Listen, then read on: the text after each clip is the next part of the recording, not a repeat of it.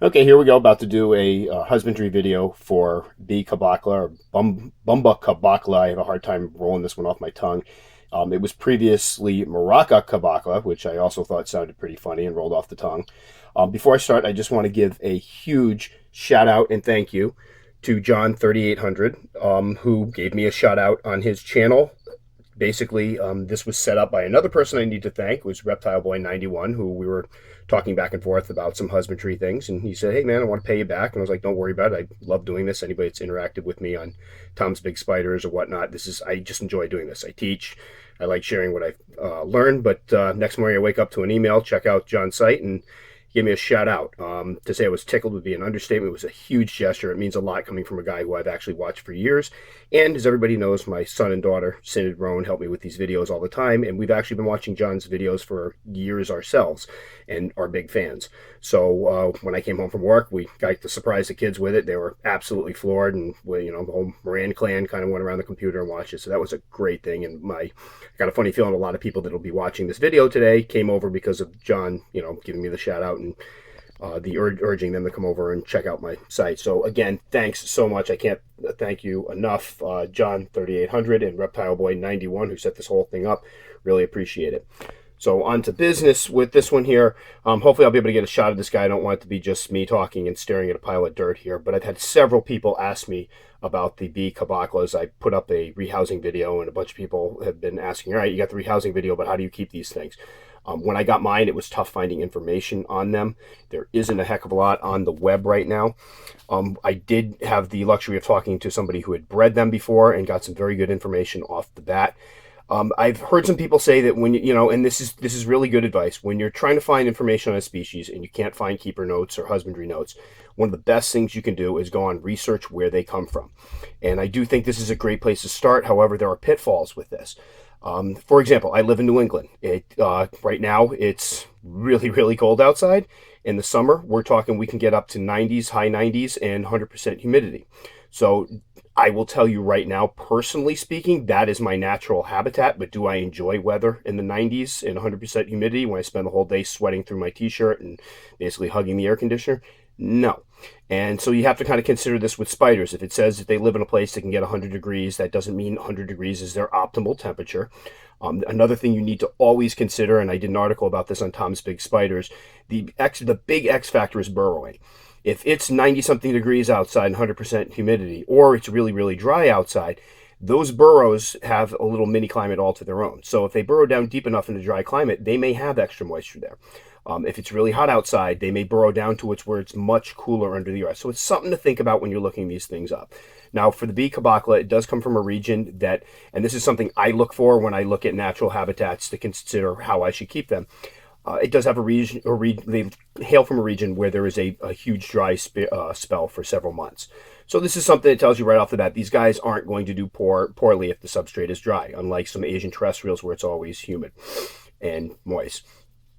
They also have a rainy season, so there it tells you they can do kind of both. So when setting something up like that, if I didn't have the information I had from the breeder, what I would do is basically give them dry substrate and make sure that I had a water dish and moistened a corner down to give them kind of a choice in where they're going to go. Let's see if this little guy is going to come out. I'm going to pull this thing up in a minute.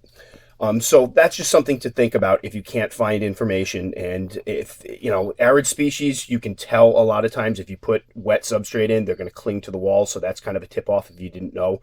I did have a species that I got that I still don't know what it was, that when I purchased it, they basically told me we have no idea what this guy is. And when I put in moist substrate to begin with, he was climbing the wall. So I deduced, all right, this guy doesn't like it moist. So again, something to think about as far as trial and error when you can't find the correct husbandry notes on something.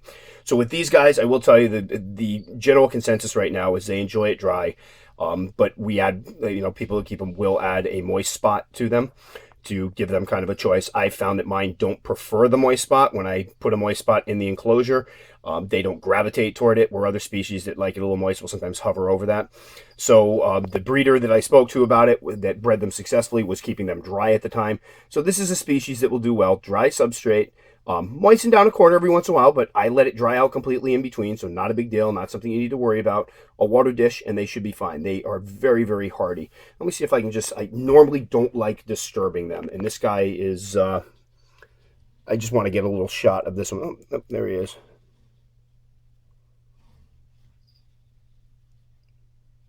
There's the little guy right there.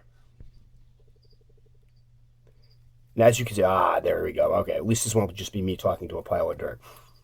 I found they're a little bit skittish. When I give them substrate, I give them enough substrate to burrow. I'm going to go ahead and set this back down. I feel horrible disturbing them. This is usually not something I do, but I did want to get this out because I know there are a lot of people that are picking these up right now that kind of need this information. Very skittish. They will burrow, and I will tell you that as this guy gets older, he's going to be getting a lot of substrate to burrow in because apparently the adults don't mind burrowing either. So I have heard people keeping them terrestrially. I'm going to give these guys a lot of dirt so that they can continue to do what they seem to enjoy to do. As adults, they have these black legs. Oh, there it goes. Black legs, kind of a pumpkin orangey carapace, and they almost have the build of a true spider with those sharp legs. And I wonder if people haven't overlooked these guys for a while because they didn't recognize them being tarantulas, because if you see just pictures of them by themselves, they kind of resemble a true spider. They're becoming more popular, which is great because I personally find this to be a fascinating species. Growth rate, I've read things that said they grow fast. I've found that mine are growing quite slow. I've had these guys a little over a year now. I'm going to go ahead and show the other sling, which I'm hoping because of the slower growth rate might be a female. See if I can get a picture of her and kind of see her in there. Oh, there she is right in there. Not a great shot, and unfortunately, hopefully this shows up a little bit better when I get the camera. But this one, again, is in heavy premolt. The other one is looking to be in heavy premolt. But I find they eat pretty decent. They're not bad. And they grow very, very slowly. So this one right here has molted twice in my care over 2 years, or over a year. This one over here, which I'm guessing might be a male due to the faster growth rate, is about to molt for the third time.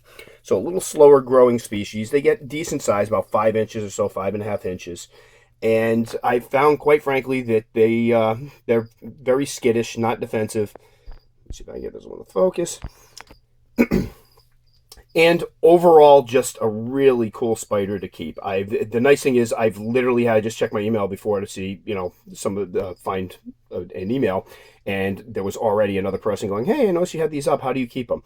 So hopefully this will help some people with their husbandry or whatnot. Again, it's just deep, mostly dry substrate, flood a corner every once in a while to give them a little wet spot, give them a water dish, give them something to hide. They will burrow. As you can see, the sling. And when these were smaller, this was, I told the story, there he is. I think I told the story on one of my blog posts how I'm always telling people if your spider digs and buries itself, don't dig it up. Let it go. It knows what it's doing. I will say that over the winter, the first year I had these guys, they both buried themselves completely. Now, one of them I could see at the bottom of the burrow.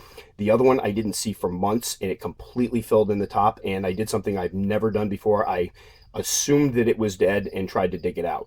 And I was pretty embarrassed. My kids were all there, and I'm like, oh, God. And I pulled out what I thought was the dead tea, and I'm like, all right, I was right, it was dead. And no, it was an exoskeleton. It had molted, and the thing was pretty PO'd at me for digging it up. The little guy came out a little bit bigger, a little upset. So I will never do that again. I should have followed my own advice. So something to think about if you get these guys in the winter is slings, that they will potentially burrow and close themselves in. It's not anything to be alarmed about.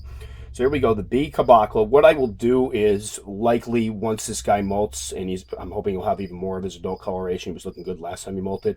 I will either add to this video or do another little update so people can see what they look like, because right now they're kind of unsightly, a little chubby, and in their pre-molt mode.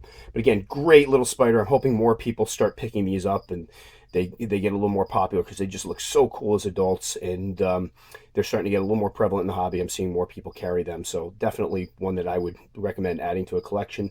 And as far as level of keeping husbandry, I would consider these kind of a beginner species. They're a little fast, but as you can see by mine, he comes out, looks at me, and runs back into his hide. That's pretty much what they do. It is a New World species, so the bite's not going to hurt you as much if you do make a mistake, although try not to get bitten. And the husbandry is very, very easy. So Bumba cabocla or cabocla, great little tea.